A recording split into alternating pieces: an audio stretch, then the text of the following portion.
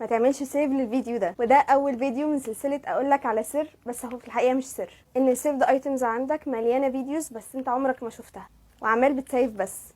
وانا بقلب في الموبايل افتكرت بالصدفه فيديو كنت عايزاه وكنت عارفه ان انا مسيفاه، ودخلت علشان اجيبه اكتشفت ان انا مسيفه فيديوهات كتيره قوي بس عمري ما رجعت لها.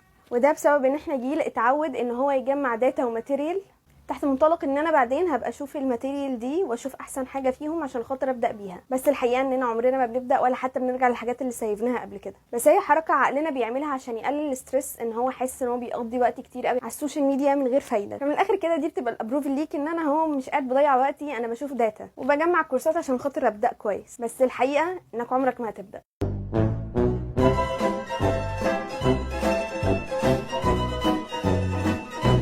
وده لاننا بنخلط ما بين فكره اننا محتاجين نتاكد من الريسورسز اللي بناخد منها المعلومات وما بين ان احنا عمالين بنجمع داتا وخلاص. توقف نفسك دلوقتي وارجع للسيف ذا ايتمز بتاعتك، واول حاجه هنعملها ان احنا هنقسم الفيديوز اللي احنا مسيفينها جوه كولكشنز، وده هيحسسك بنظام اكتر وهيقلل من عليك الضغط انك حاسس ان كل ده متراكم عليك. فمثلا هنعمل كولكشن للفرص اللي احنا عايزين نقدم عليها، وكولكشن للتولز اللي احنا محتاجين نستخدمها في الجامعه، وكولكشن للكورسات اللي احنا عايزين نبداها. وبعد ما تقسمهم، وده هياخد وقت طويل شويه، تختار كل اسبوع انك تفلتر كولكشن واحد وتبدا باول حاجه تيجي قدامك. لو كورس تقعدش تدور كتير، ابدا فيه على طول، وتبدا بحاجه واحده زي كورس انت كنت مسيفه ونسيته، وبمجرد ما تخلصه هتشيله من السيف ذا ايتم وهتسجل في ورقه بره الانجاز ده، وده هيحفزك انك تكمل وتاخد حاجات اكتر من السيف ذا ايتمز عندك، وهتلاقي نفسك اتطورت واحده واحده.